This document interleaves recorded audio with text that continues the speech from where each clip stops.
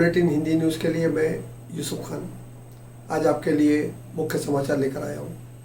सबसे पहले गोवा के आयुष मंत्री श्रीपद नायक जी, जिसको लोग बाहूजी के नाम से भी प्यार से पुकारते हैं, उनको कोरोना के चलते प्राइवेट हॉस्पिटल में उनका इलाज चल रहा है। All India institute of medical science की टीम उन पर नज़र रखे हुए है। अब ऐसा बताया जा रहा है कि अगर हालात में कुछ फ़र्क नहीं आया तो उनको फर्दर इलाज के लिए दिल्ली भी ले जाया जा सकता है। उम्मीद करते हैं और दुआ भी करते हैं कि वो जल्द से जल्द अच्छे हो जाए। ऐसा भी बताया गया है कि एक बार उनको प्लाज्मा थेरापी भी दी जा चुकी है। दूसरी खबर में गोवा के एमजीपी के एमएलए सुदीन धवलीकर, उनको भी कोरोना का असर हो चुका है और उनको भी एक प्राइवेट हॉस्पिटल में इलाज के लिए दाखिल कर दिया, एडमिट किया जा चुका है। आज की खबर में बताया जा रहा है कि उनकी तबीयत में कुछ सुधार आया है। उम्मीद करते हैं वो भी जल्द अच्छे होकर बाहर आ जाएंगे। तीसरी खबर में मंगलवार को सुबह 11 बजे गोवा सेंट्रल जेल, जो कि कोलवा में है, वहाँ पर एक कैदी सफाई अभियान के दौरान मौके का फ़ायदा उठाकर जेल से भाग निकला। उसके भागने के बाद पूरी जेल का मुआयना किया गया, लेकिन वो जेल में पाया नहीं गया।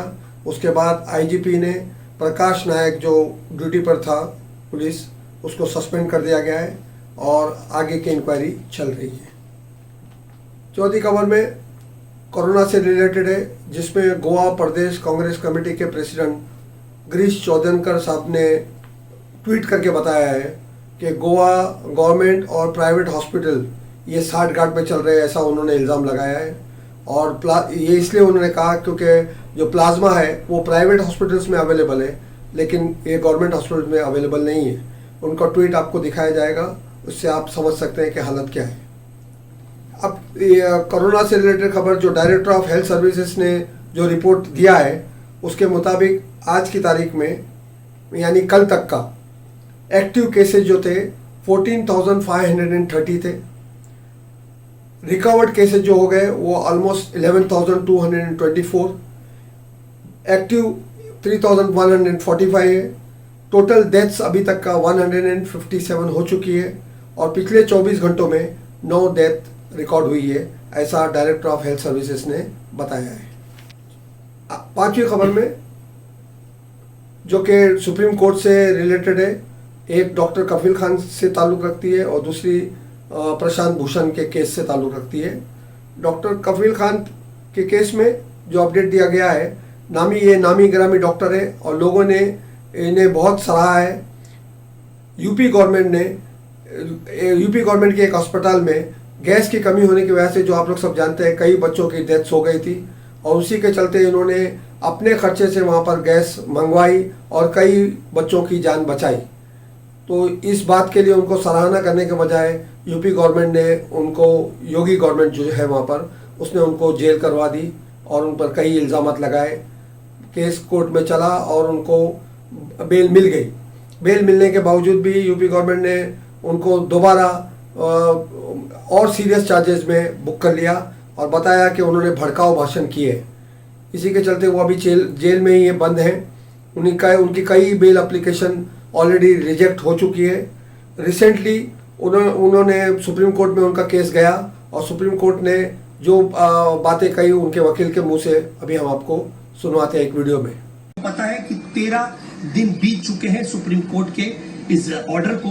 अब 2 दिन बाद जो 15 दिनों की मियाद है वो खत्म होने जा रही है, जिसके मद्देनजर रखते हुए इलाहाबाद हाई कोर्ट ने 27 अगस्त को ये अंतिम फैसला लिया है, लेने की तारीख दी है और ये कहा है कि अगर उत्तर प्रदेश गवर्नमेंट विफल होती है या फिर कोई भी ऐसी उसमें रोक के काम किए जाते हैं तो हम ऑर्डर पास कर देंगे, क्योंकि 15 दिनों का जो सुप्रीम कोर्ट ऑफ इंडिया की तरफ से टाइम है, डॉक्टर कफील के ऊपर NSA एक्ट लगाया गया है, नेशनल सिक्योरिटी है।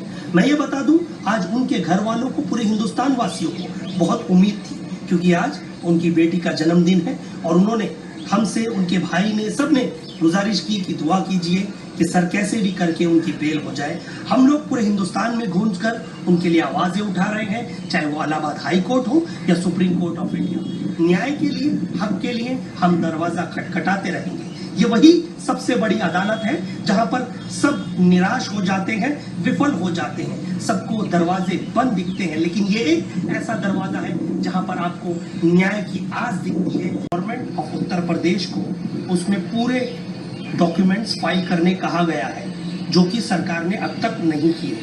लेकिन मैं बता दूं, सुप्रीम कोर्ट ऑफ इंडिया में जब एक मिसलेनियस एप्लीकेशन फाइल हुई थी 11/8/2020 को, उसमें ये क्लियर कहा था इलाहाबाद हाई कोर्ट को कि आपको 15 दिनों के अंदर डॉक्टर कफील खान के केस में सुनवाई करनी होगी, क्योंकि आप बेल को नहीं रोक सकते, आप किसी के अधिकार को नहीं छीन सकते। बेल उसका अधिकार है और बेल न देना एक कहीं ना कहीं अपराध है।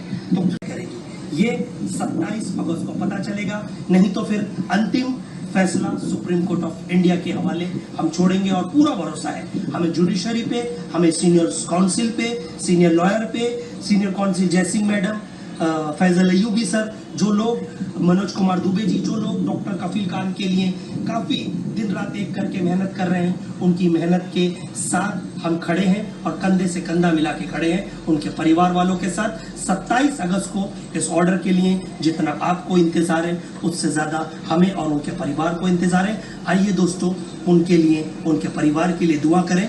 पांचवी खबर जो है Prashant Bhushan contempt of court case से ताल्लुक रखती है।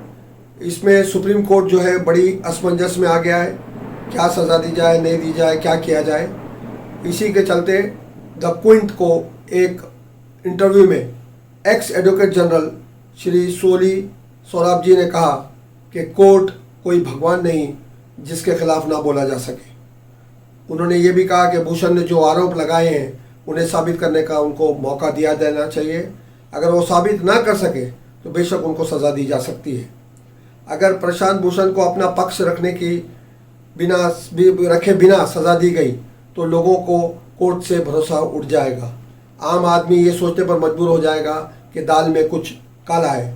जो कोर्ट ने प्रशांत भूषण को अपनी सफाई देने का मौका नहीं दिया, अगर कोर्ट प्रशांत भूषण को मौका दिया और उनको सुना तो कोर्ट की इज्जत में कोई कमी नहीं होने वाली है, ऐसा सौरभ जी ने कहा।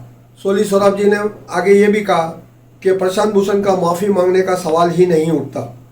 उन्होंने कहा प्रशांत भूषण कोई शरारती शख्स नहीं है, वो एक सभ्य आदमी है और एक जाने माने एडवोकेट और एक एक्टिविस्ट भी है।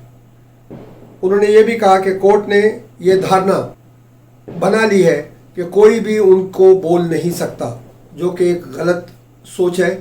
उन्होंने ये उम्मीद भी जताई कि कोर्ट समझदारी दिखाएगी और इस मामले को फौरन अंजाम तक पहुंचा देगी। उन्होंने कहा अगर जजेस के खिलाफ करप्शन का इल्ज़ाम प्रशांत भूषण ने लगाया है तो कोर्ट ने सज़ा बजाय प्रशांत भूषण को सुनाने के इस पर इंक्वायरी करनी चाहिए थी और जजेस के खिलाफ केस करना चाहिए था, जबकि इसके खिलाफ हुआ है, इसके उल्टी बात हुई है। इसी कड़ी में attorney general of India Shri के वेणुगोपालन, जो देश के कानूनी एडवाइज़र हैं, उन्होंने कोर्ट को एडवाइस दिया कि प्रशांत भूषण पर सज़ा ना थोपी जाए। उनका ये कहना है कि गवर्नमेंट की आवाज़ मानी जाए, यानी के वेणुगोपाल जो इस केस में गवर्नमेंट के हक में बोलने की बजाय उनके खिलाफ पक्ष के साथ दिखाई दे रहे हैं, ऐसा पहली बार हुआ है।